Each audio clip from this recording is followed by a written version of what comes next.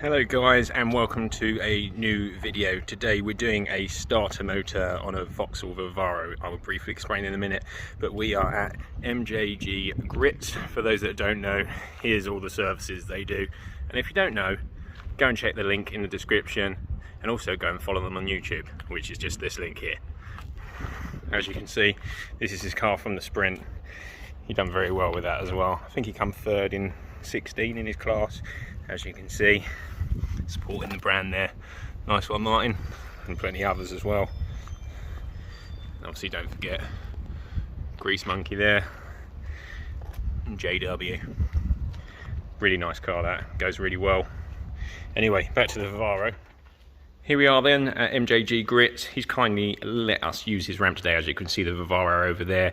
Just quickly shooting around here. He's got so much work. These boys really do know how to graft. There's gates and all sorts of stuff, cars, you name it. He powder coats, does everything, sandblast, whatever you want. Give him a message. I'll put his link in the description. Now we're focusing on this because this makes good content as well. So for anyone that hasn't seen this, it's really cool. It's a little special, little bike engine in there. Well, big bike engine, and it's mental. It's fast. It's either on or off. It's, yeah, scary. I wouldn't like to drive it anyway, so fair play to having the balls to drive out, Marty. He's got the Escort, which he's going to be doing plenty of videos on in the future. Back to the main video, the Vivaro. So we've got plenty of work to do to this. Today we are going to go and do the starter motor on this, which is hidden right down there somewhere. We've got the headlights that we need to do at some point because this one's cracked and it's actually got water down at the bottom and the crack is just up here. So we need to get some new headlights, which we do have in stock at streetautomotive.uk. We're going to put some pattern new parts on, so they'll be nice and clear because these are very cloudy.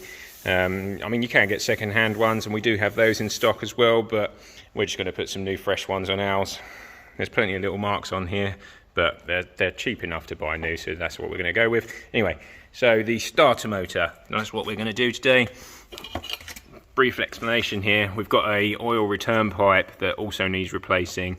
Ours has got a couple of holes and splits in the flexi here, so we're going to replace this, and it's two 10mm bolts that go into the turbo, and then this obviously just sits into the block, which then obviously goes to the sump. Let's grab this out. It's a nice Lucas one. This is what we think is causing the issue for the non-start. We did do a few tests. The starter motor sits in the back of the engine, just like this, and we've got 13mm here. We've got 13mm down here, 13 in there, and then we've also got the 13 there. We've got the 13mm, which obviously the power cable goes to, and then we've got the 10mm, which the signal wire will go to, and obviously that will work the starter. Right then, so we've got the Vivaro on the Martin's ramp that he's kindly let us use today, and we're just cracking off this 10mm nut off here, where the earth cable sits.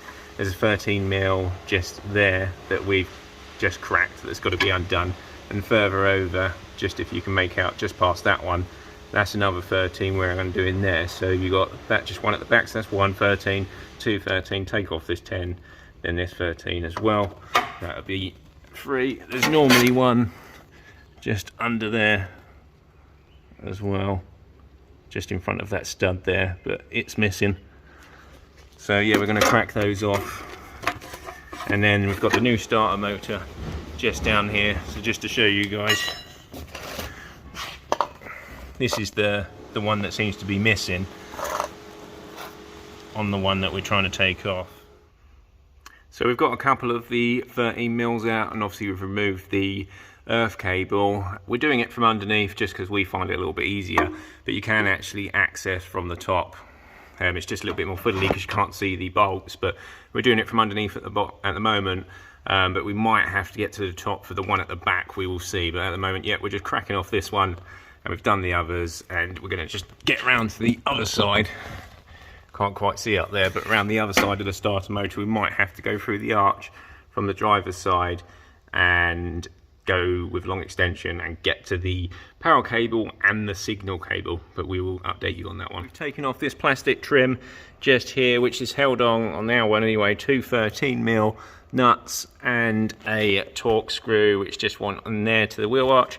And we removed that so we could get to the starter motor, which just sits just up there, as you can see. On this one, it actually looks like there's a 10mm nut that holds on the power cable, and I thought it was a 13 because it is on the newer one, but on this one it's a 10, and it looks like possibly an 8mm up there. This is the first time we've obviously had a look at it. That's what I can see visually, so let's crack on and see how we go. As you can sort of see just there, there's the oil pipe that we've got to replace. I'm trying to get it to locate the holes. You might be able to just see them. So we're replacing that as well. You see on that flexi just up there, that's where the holes are coming from, and also just below. So that's getting replaced too. So let's crack on and see how we get on with the starter motor first. There's the little buggers that we've got to get to. Just that guy just down there. You can just about see that where the spanner is. That's the 13mm we're getting to. It's a little bit easier, I think, from the top. Underneath a little bit more difficult. So we've just moved that intercooler pipe to make life easier. Just gives you a little bit more room. So that's what we're going to undo next, and then pull the starter motor off. Whew. Okay, as I try and catch my breath. We've done all the starter motor bolts. This bracket here needs to move because there is no space to get the starter motor out. So I'm going to remove this bracket here, which just holds the exhaust, which looks like 1, 2, and then underneath up there, I've not got a torch, but there's 3 13mm on them as well. We're going to remove that bracket and then pull the starter motor out from the outside of the engine, or whatever. You'll probably be able to get it from underneath, but it might be easier to take it up for those that haven't got a ramp. So we're going to, remove this bracket, get out of the way because there is no access at all. Bracket removed. That bracket just supports the catalytic converter, so it's like a downpipe support bracket. That was just the 3 13mm, as we said. They just pull out. Now we've got so much more access, as you can see. One thing I would recommend is get the power cable off the starter motor before you remove the starter motor. Unlike us, we left it on there, and that's a proper schoolboy error.